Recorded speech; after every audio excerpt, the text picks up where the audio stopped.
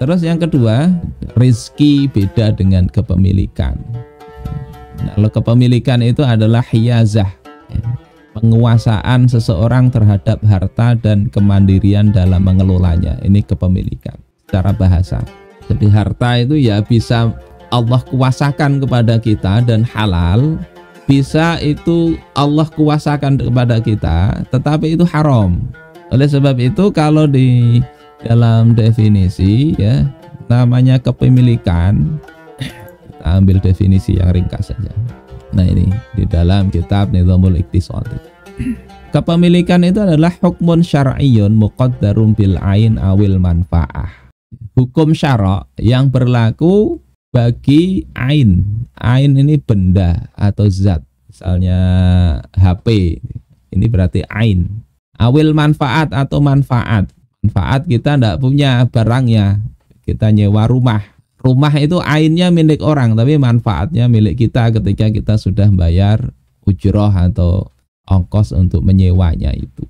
Yaktadhi tamkinu mayyudhafu ilaih, yang menuntut adanya kemungkinan atau memungkinkan siapa yang disandarkan kepemilikan itu kepadanya min intifaihi bisyai, untuk memanfaatkan sesuatu yang dimilikinya itu.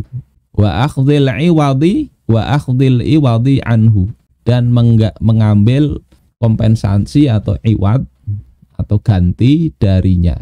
Bisa dia tukar, bisa dia jual belikan. Itu makna kepemilikan. Jadi kepemilikan ya hukum syara' atau izin dari asyari. Jadi kalau seseorang ini ada harta orang diambil dengan cara yang tidak sesuai syariat, maka harta itu tidak menjadi milik dia meskipun dia kuasai. Baik dia ambil dari orang lain sukarela apa enggak, tetap bukan milik dia.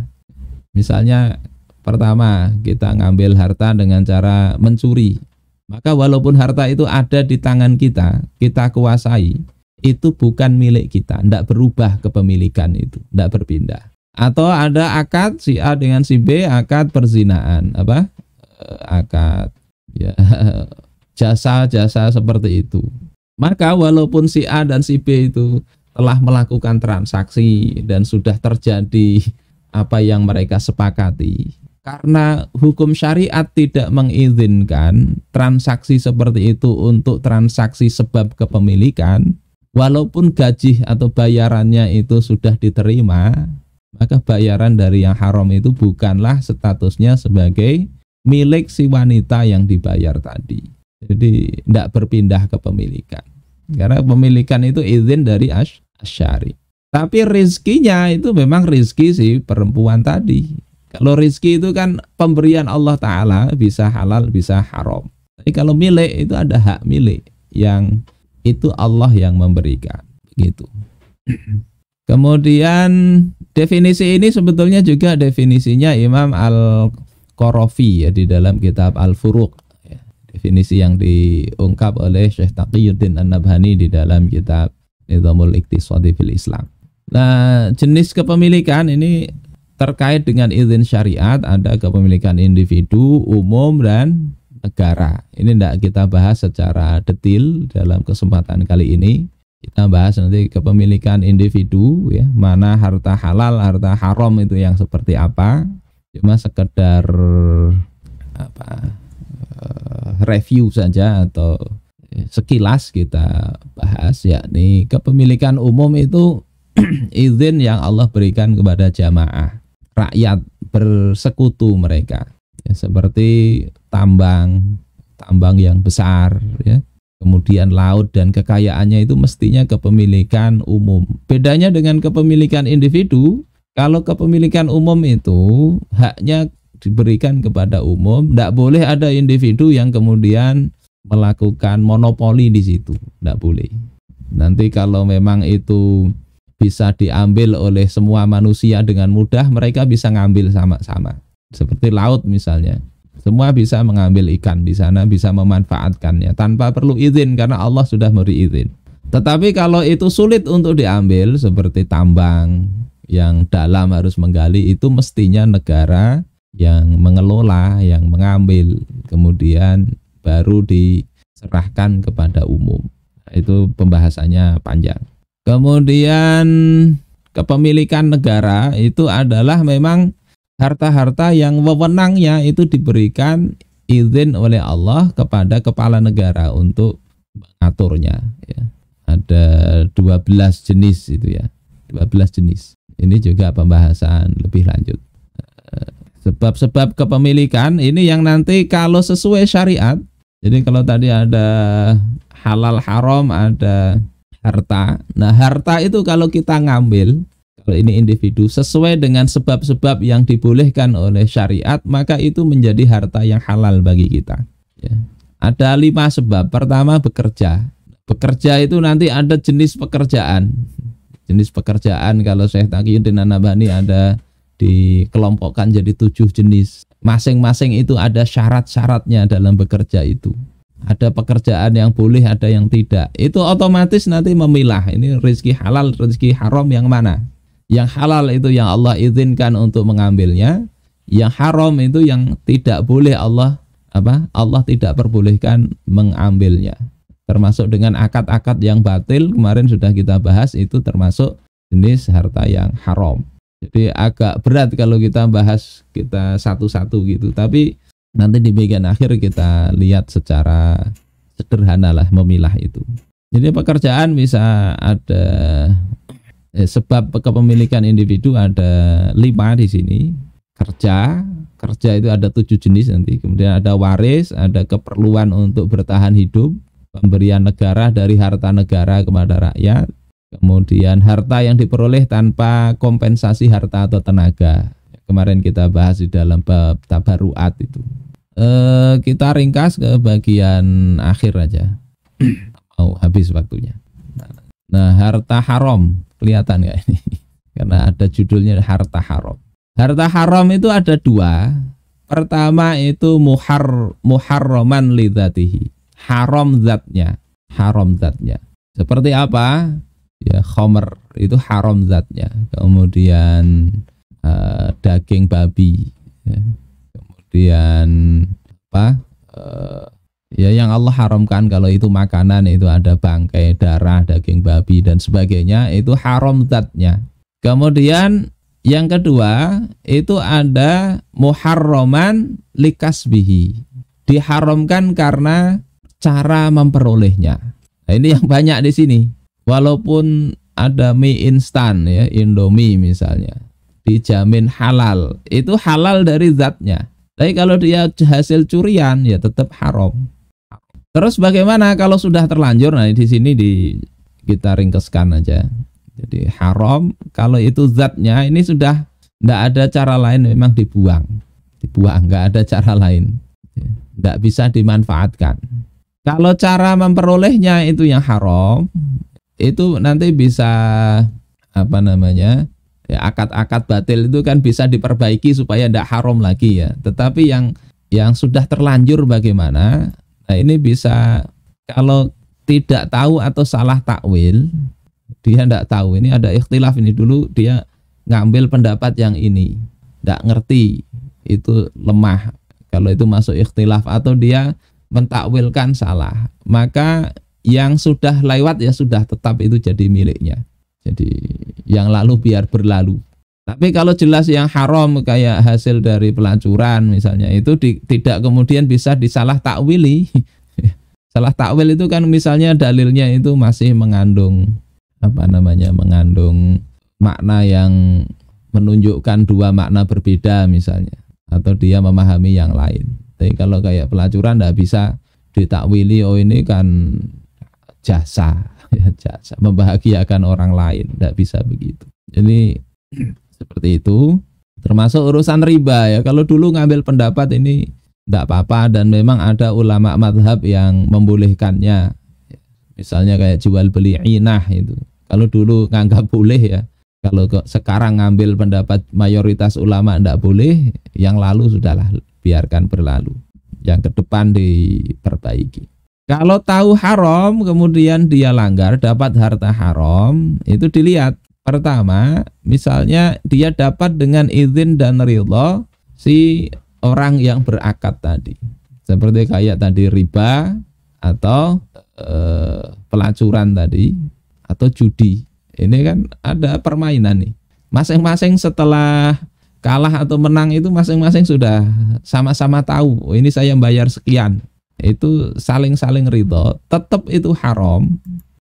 Maka solusinya itu adalah memang kalau di dalam kitab fikih itu disumbangkan, ya, tidak dikembalikan. Misalnya si wanita setelah melayani baru sadar, oh ini haram, akhirnya bayaran si lelaki saya kembalikan mas. Si lelakinya nanti cari yang lain, jadi modal lagi. Tidak begitu, bisa disumbangkan, tapi dengan catatan dia tidak meniatkan untuk infak atau sodakoh untuk dirinya. Tidak, ya itu sekedar melepaskan diri dari yang haram. Kalau ada baitul mal itu masuk ke baitul mal, ya pos penerimaan baitul mal itu salah satunya dari transaksi-transaksi haram yang itu di mereka tidak boleh ada, ya, korupsi dan sebagainya, gulul, ya, yang ramai dibahas oleh PPATK, ya, 349 triliun misalnya, ada yang itu tidak jelas, itu cari ke baitul mal, atau dia sadar sudah dia masukkan saja ke sana, nggak ada baitul mal untuk bangun apakah di situ jalan atau apa. Tapi jangan berharap dapat pahala dari situ, karena infak atau sodakoh dari jalan duit yang haram itu tidak Allah terima. Terus niatnya apa? Niat tobat, supaya ini saya tidak terpakai yang haram lagi. Seperti itu. Ini kalau didapat dengan izin dan ridho dari si lawannya tadi. Yang kedua, kalau didapat tanpa izin dan ridho, itu tidak ada jalan lain kecuali dikembalikan. Mencuri, kembalikan.